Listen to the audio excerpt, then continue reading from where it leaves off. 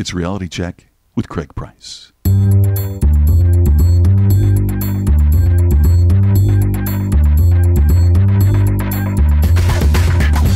I'm an idiot. 4 minutes in and I'm already wrong. I'm like a monkey. Hello, look at me. Craig, shut up. Hey, I need you guys to do these things. You're like a beautiful mind. I'm more like Forrest Gump. So it's Reality Check with Craig Price. This week, Dan Nevins joins me to tell his amazing story and his involvement with the Wounded Warrior Project. Welcome to the podcast. I hope you're doing well. Just a real quick reminder that if you want, you can find the podcast on Twitter at Reality Check Pod. And if you like us on Facebook, you will get the episodes directly in your feed, so you will never miss an episode.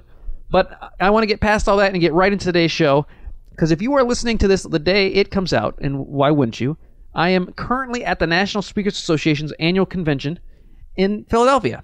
So being that it's Philadelphia, I brought my old batteries to chuck at anyone who looks like Santa, because it's a local tradition after all. And I bring up the convention because I really have been lucky to have many of the opportunities that I've had and many of the guests that have come through the show thanks to the convention and through the connections at the National Speakers Association. You know, that beautiful deep-throated intro by Scott McCain you hear every episode? NSA. Episode 100 just down the pike. We've got a place to record our episode, and that's through Cigar Peg. And you can find them out at cigarpeg.com. They are a great charity that gives and helps speakers in need. I've gotten to meet some great friends and many speakers through that. NSA. And today's guest was suggested to me not by one, but three speakers and former guests of the show. NSA. So, in that spirit, I hope you listen and learn about the Wounded Warrior Project. Maybe get involved, donate, act, do something. But, and you know I'm not big on inspiration, but you can't have a soul and not be moved by what these brave men and women have done for us and what they have given and what we should be giving back to them. I didn't know anything about Dan before we talked. I didn't know his story, his situation. I knew a little about the Wounded Warriors Project, but not much. So I went in this completely blind. I didn't know his situation. I didn't know what had happened to him and where he came to be a part of the Wounded Warrior Project. But one of the great things about NSA is connecting with some truly brave and inspiring people like today's guest, Dan Nevins.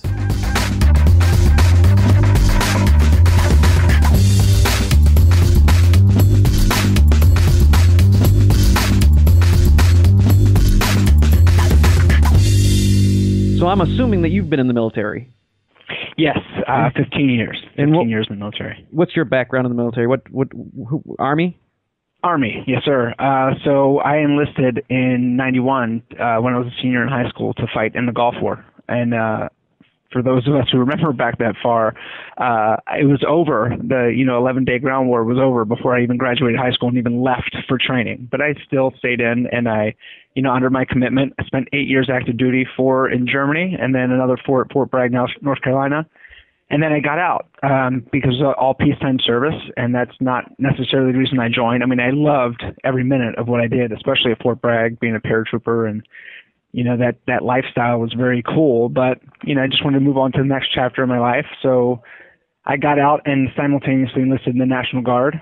First at 21st Special Forces Group in Maryland, and then ultimately to the California Army National Guard as a combat engineer, or in a combat engineer unit, where I served as the retention NCO and operations NCO, and that was a lot of fun for me.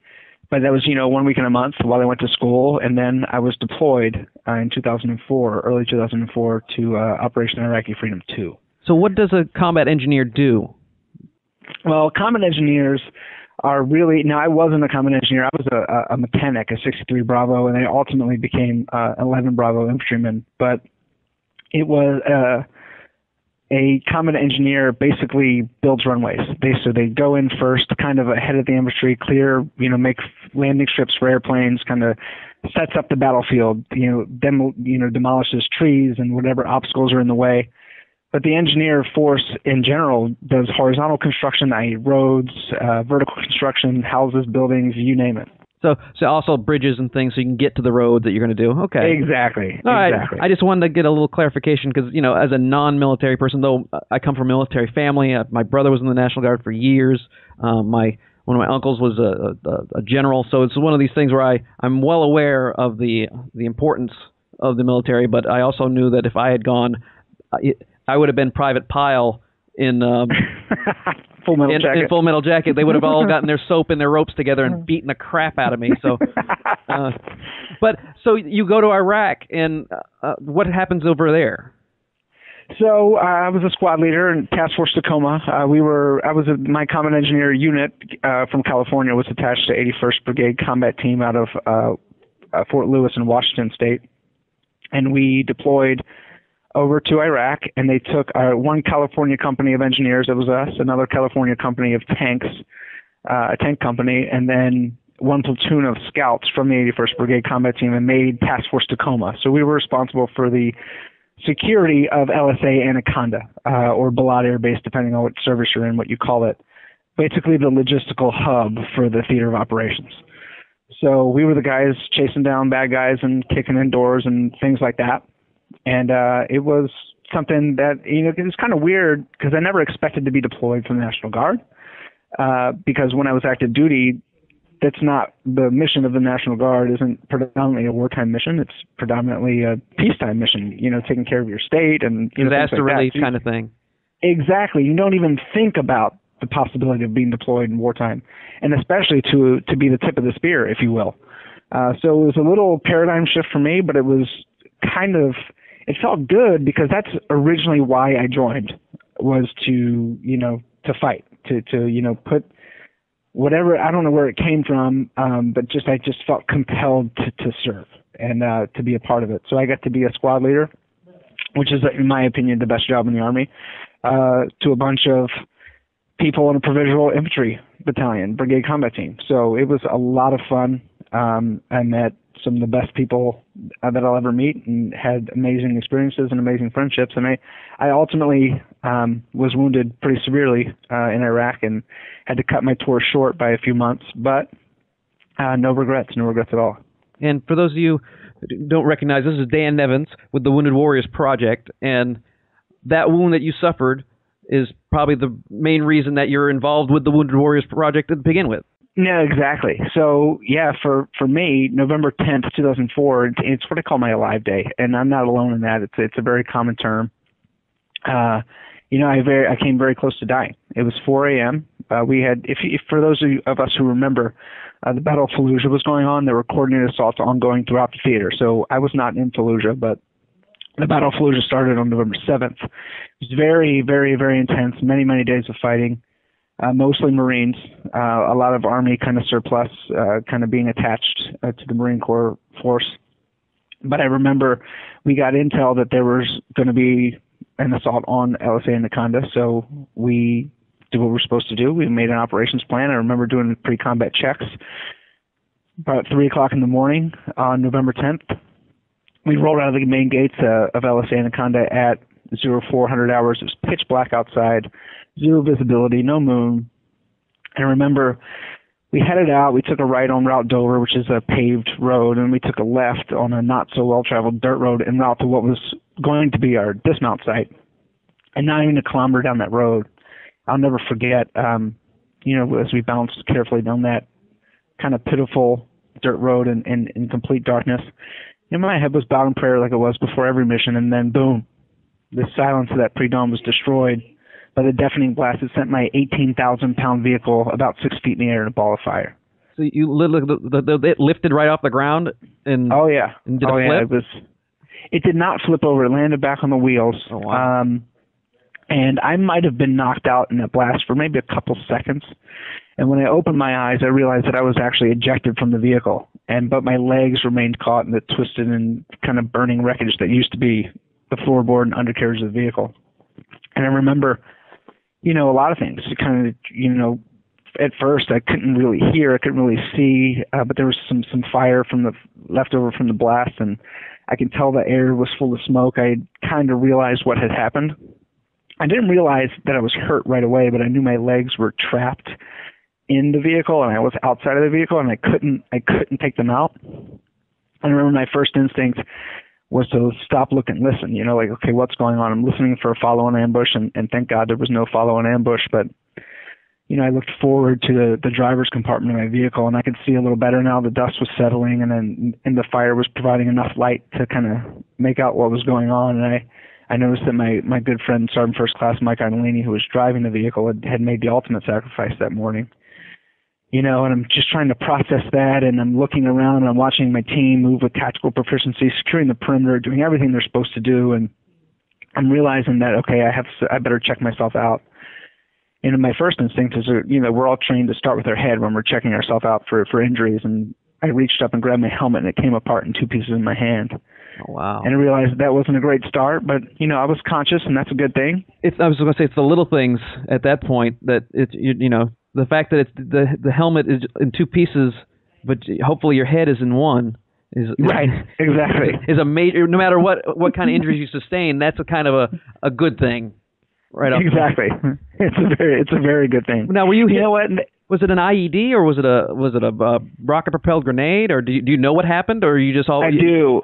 I didn't know. My task force commander came and visited me in the hospital and gave me the full brief of exactly what it was. It was two 155 millimeter artillery shells tied together in tandem that were rigged by a pressure switch. So what happened is our tire hit a pressure switch. It was buried in the road, so there was no way to see it. The roads there, at least in this area of Iraq that I was in, are very silty. So it's basically when you drive through the dirt road, you fishtail out like silt, like this powder fine dirt. So basically all they had to do was to drop this apparatus in the pressure switch right in the middle of the road, and you'd never see it. It would be enveloped by the dirt. And even if they dug without down, even digging. Yeah, well, even if they did dig down, you wouldn't be able to see fresh dirt because it'd all blow away and it would look the same. Exactly. Yeah, there's no way. There's no way unless you actually physically caught them doing it that you'd even notice. So that tire hit the pressure switch and it detonated. Obviously the charge was offset, so it blew up basically right underneath the driver's seat, and I was sitting behind the driver as a passenger. And so it got Mike, mostly Mike, and then it got my legs and pinned my legs into the truck. And I ultimately lost both legs below the knee. And I remember the real scare was right after the blast happened, and I'm starting to check myself out when I check my head, but I'm still conscious, and I remember all of this.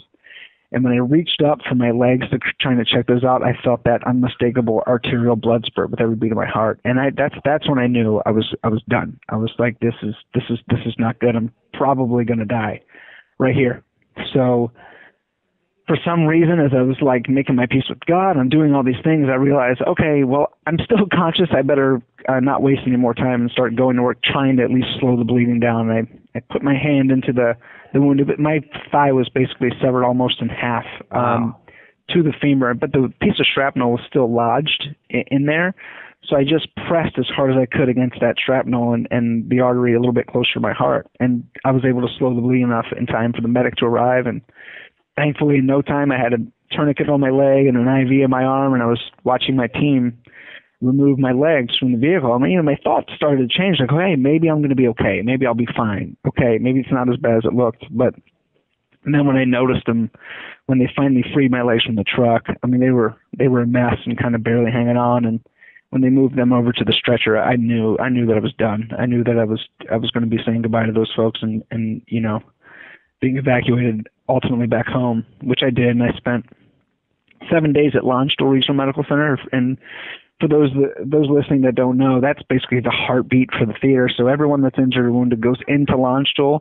They either rehabilitate and get them better and send them back to duty, or they rehabilitate them and send them back to another medical center, whether it's at their home unit or one of the three major medical centers, which are back in the States, whether that's Walter Reed in D.C. or Brooke Army Medical Center in San Antonio, Texas, or Balboa Naval Medical Center in in San Diego.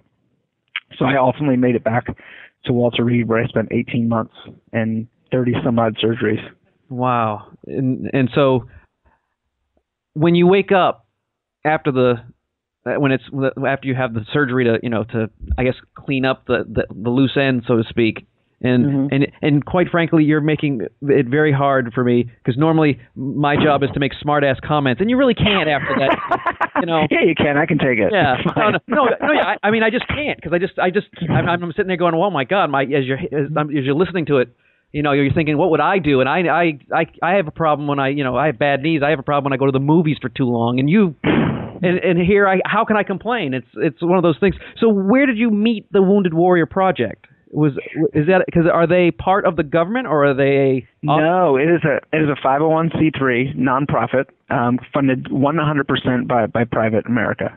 We've never taken a dollar from the government, and we never will. For many different reasons. One, we want to be flexible and innovative to meet the needs of this generation of wounded warriors and their families. And a lot of times, government money comes with strings and comes with, the ability to not, or I should say, the inability to be flexible anymore, because they give you money for something you can't stop, and you can't reuse that money for something else. And that's what the American public is behind us, being flexible and being fast and being swift to react to the needs of this generation of wounded and their families. So we will never take government money, whether federal, state, or local. We strictly just appeal to the public, and they support us in our mission every day. And day over day, we've been opening more offices and hiring more program personnel and developing more programs to meet the needs of this generation of wounded and their families, because we've had that flexibility built in. So it was a great move on our founders to have the foresight to not take government funds. Well, those not familiar with the project, what exactly do they do for wounded vets? Okay, so I'll articulate that a little bit by telling you how I got introduced to them, to answer the Sure. first question too. So after my 7 days in Landstuhl, basically all I could think about while I was there was what the nurse in the combat surgical hospital said to me. Because right after my first surgery, I came off the helicopter right from injury. I went straight into the hospital, basically a tent in the heart of Iraq. And I woke up from that surgery, and the nurse's face was right in my mind. She said, "Hey, we had to take your left leg below the knee. We managed to save your right one for now, but you'll probably lose that one too." And those 7 days at Landstuhl, all I could think about was what she said, and what I was going to be. I would probably lose both legs. What can a guy with no legs do? It's nothing. And I had those 7 days to set myself up for a lifetime of disappointment and loneliness, because obviously my wife wasn't going to love me anymore. My 11-year-old daughter wasn't going to look up to me the same way she was anymore. I wasn't going to be the athletic, spontaneous, person that I was anymore.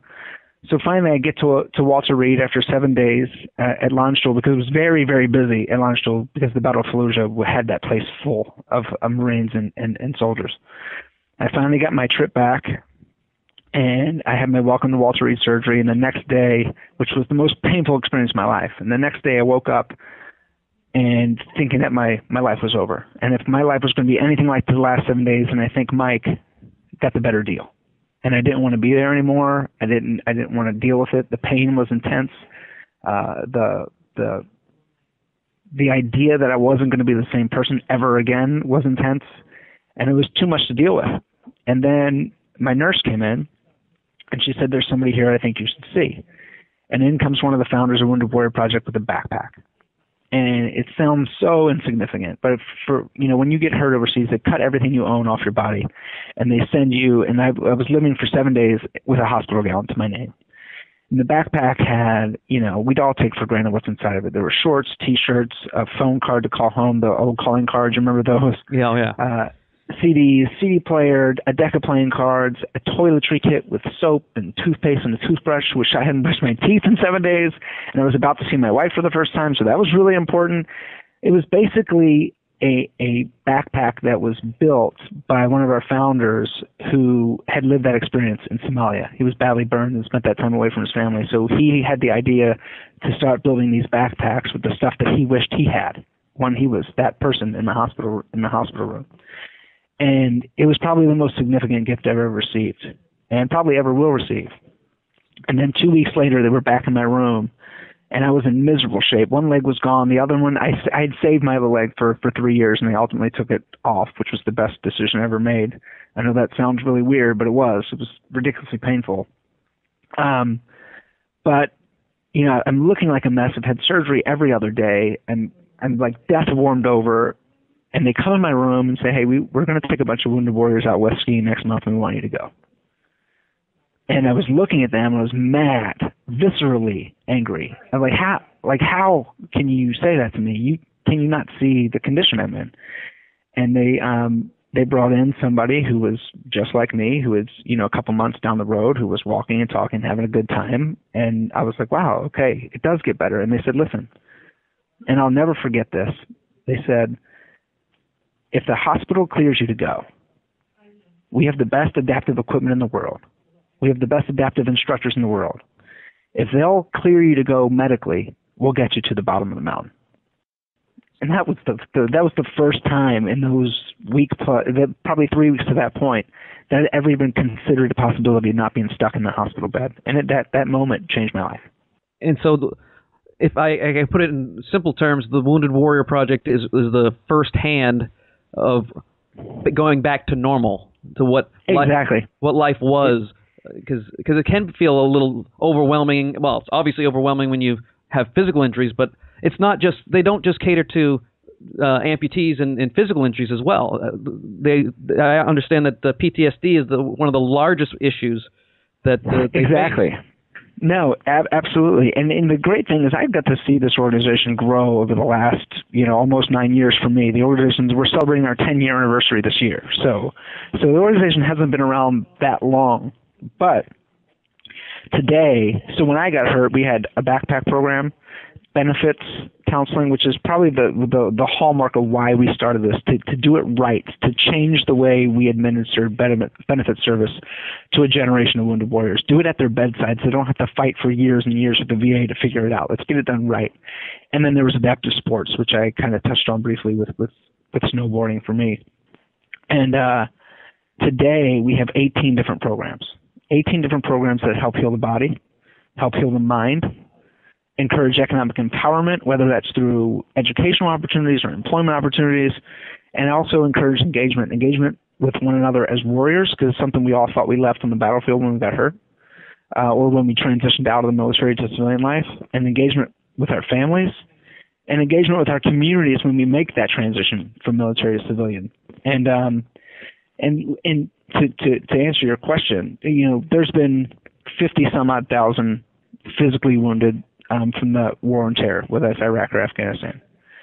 But if you look at the wounds you can't see, there are over 340,000 with traumatic brain injuries, from mild all the way to severe, and over 400,000. So 1 in 5 returning service members are living with the wounds you can't see, like major depression, post-traumatic stress disorder, what we term loosely as combat stress.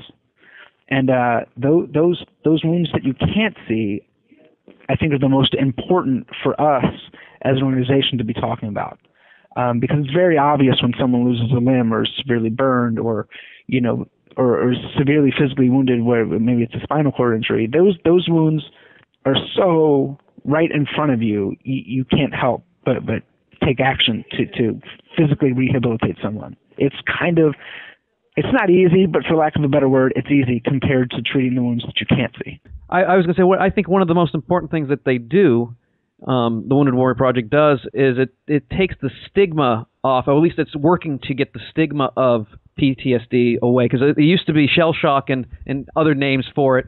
And exactly. And people would tell them just to suck it up and live with it. And exactly. And now they've actually shown how it is an actual issue, actual medical issue, how it's not, they're not going crazy. They have a mental issue because of physical trauma. Right, exactly. And post-traumatic stress disorder, and we use the word combat stress because I think it puts it in perspective, because the things that these returning warriors are feeling or living with is a very normal reaction to an abnormal situation.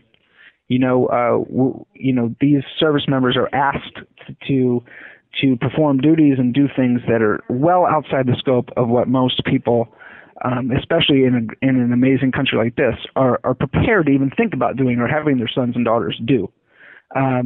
So your body reacts in a defensive way to protect against these types of experiences, and that's when you make the transition from the war zone back to civilian life, it becomes very hard, and everyday things for most people trigger a response from these folks who've been conditioned to be responsive to loud noises or be responsive to crowds, and always, don't want their back to an open space. They want their back against the wall so they can see what's going on. They don't want to have the unknown behind them. And that's a very real thing to be in combat. That's how you stay alive.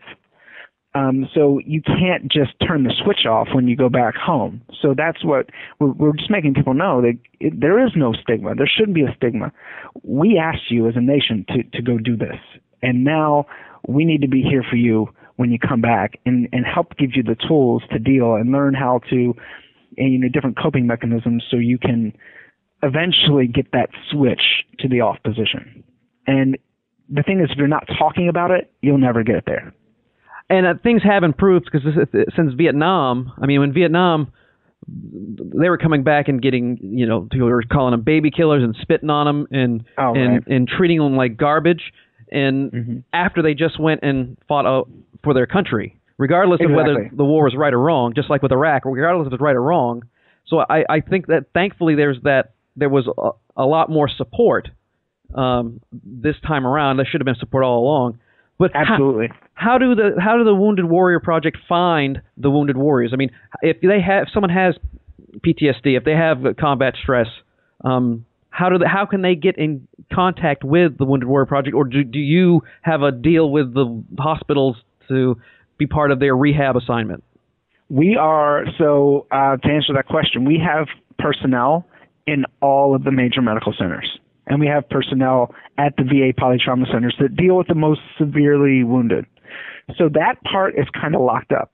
However, that big 400,000 number that I was talking about, those are the ones that we have a hard time reaching because they're not necessarily coming through a major medical center or coming through a VA polytrauma center, because physically they might be perfect. They might be a physical specimen for most of us to think, oh, that guy is not wounded. That woman is not wounded. They look perfect to me, but they can't see what they're struggling with on the inside and struggling with day to day with their family and with the job reintegration and things like that. So we do public awareness campaigns via public service announcements on television, radio spots. We have a whole team of alumni personnel who are, kind of program managers that live all around the country at our offices that are sprinkled all around the country. And our offices are all located where the highest population of returning service members live, and are constantly holding engagement events and constantly in the community saying, if you know someone, if you are this person, please come and become an alumni. And what's great about Wounded Warrior Project is it is not a membership organization. We don't have members. We have alumni. And what that basically just means, the differentiation is, they will never pay a dime, or their families will never pay a dime to participate in any of our programs. From the time they leave their house to the time they get back to their home, everything is paid for. Transportation, meals, program services, you name it. It's all completely 100% paid for by our donors, because that's what they said. They said, we want to be in their communities helping these people make that transition. So they will never pay a dime. There's no membership fees. We say you paid your dues on the battlefield. And that goes a long way for the people that we support, myself being one of them. That's one of the things that made me so endeared to this organization, and it's why I work here today, is because of the fact that they're doing it for all the right reasons. And they develop new programs when they hear there's a need, and they say, can we do it? Can we be the best in the world at it? If the answer is yes, and if the answer meets our mission, which is does this honor and empower wounded warriors, if the answer is yes to those, we're going to do it. And then we're going to figure out how we're going to pay for it later. Well, I think it's important that people know that we know that when they get physically injured, they lose a leg, that they're going to get taken care of right away. But I think it's important that people know that, to search for you guys. Don't just think, oh, they're getting taken care of. It's no big deal. If you know someone, it's important that you guide them towards you. Exactly. Send them. I mean, it's as easy as sending them to our website, and you can go right on there and sign up as an alumni. It's right there. Everything is right there. Our website is award-winning. It's great. It's an amazing place. It's good for donors. It's good for people who might have a family member who is a wounded warrior. It's good for the warriors themselves. There is so much information. It's so easy to use and so easy to navigate. Any warrior that feels like they may or may not be eligible can go find out with 2 clicks. And basically, who is eligible? It's everyone who is injured, whether it's a wound you can see or you can't, on or after September 11th, 2001. And also, you have support groups for family members as well, who may be having a hard time dealing with someone with post-traumatic stress disorder as well. Is that correct? Absolutely. We learned early on that in order to heal, you have to heal the whole family, because it's not just that warrior who's going through this. The whole family's going through it. So we have intense family support programs, couples retreats for the warrior and their spouse or caregiver only retreats. You know, a lot of these folks give up their careers to take care of their severely injured wounded warrior, lose their job, lose their pension, lose their benefits, just so they can keep their warrior out of institutionalized healthcare. And another thing, Wounded Warrior Project is very active in legislation and lobbying for and creating basically a better world for veterans through legislative priorities, through getting these things passed and holding the government accountable for the things that are promising to our returning warriors and their families, including the most recent Veterans Omnibus Healthcare Act. I can't remember the exact name because it's a mouthful. I'm sure it is. Yeah, basically part of that created a stipend, benefits, and respite care for those folks who were doing that, who were keeping their sons and daughters, husbands and wives out of institutionalized health care, basically saving a tax burden on the American taxpayer by keeping them at home. And we're going to still, honor that. They're choosing to stay with their injured servicemen or women, and we're going to give them some respite care, give them some time off, and we're going to give them benefits, and we're going to give them a very modest stipend. And they're still ultimately being less of a tax burden on the American public. And I know that's really coy to say, to coin it as a tax burden, but it's important to note that these people are doing the right things for their family, and they're saving America money by doing it that way. And so we said we need to do something for them.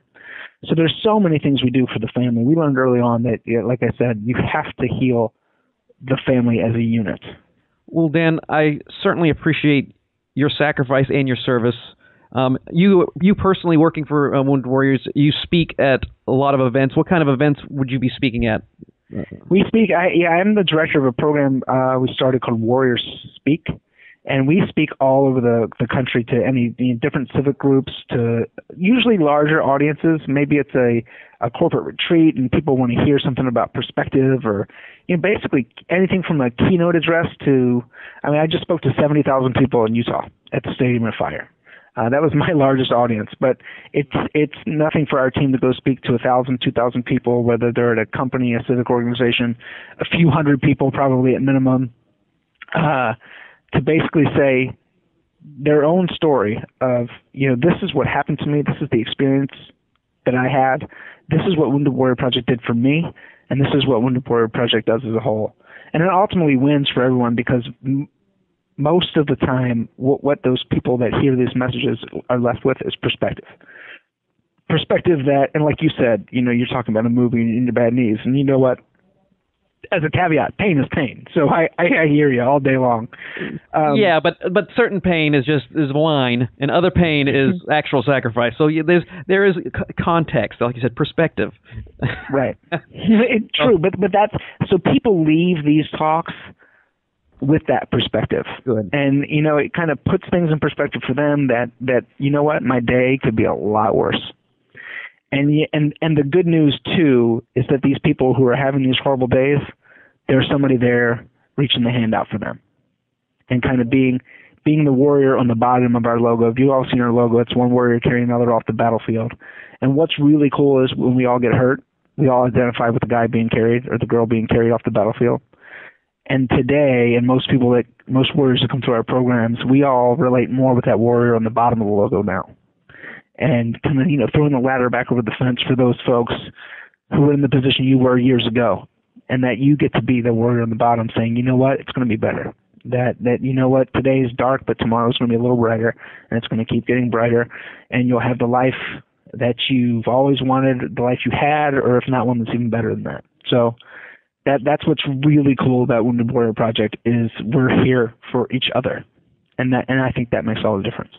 Well, the website is woundedwarriorproject.org. You can go there and find out about Warrior Speaks. And Dan, I'm looking forward to meeting you face to face. One of the privileges I have of being part of the National Speakers Association is that I get to meet cool and unbelievably admirable people like yourself in person. So I look forward to shaking your hand and saying hello to you next week. Likewise, Craig. I'm looking forward to it very much.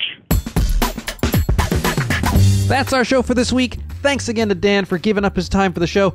Email Craig at speakercraigprice.com with questions, comments, or guest suggestions. Call 281-668-8948, 281-668-8948. There's still time to leave a message to be included in the 100th episode. And remember, realitycheckpodcast.com. See you next week.